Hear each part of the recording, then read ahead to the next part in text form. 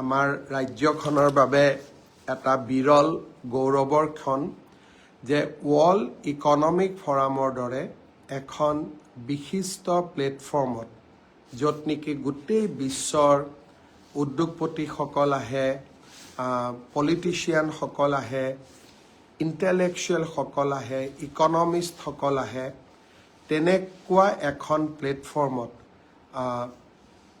এইবাৰ প্ৰতিনিধিত্ব কৰিবলৈ অসমে সুযোগ পাইছে।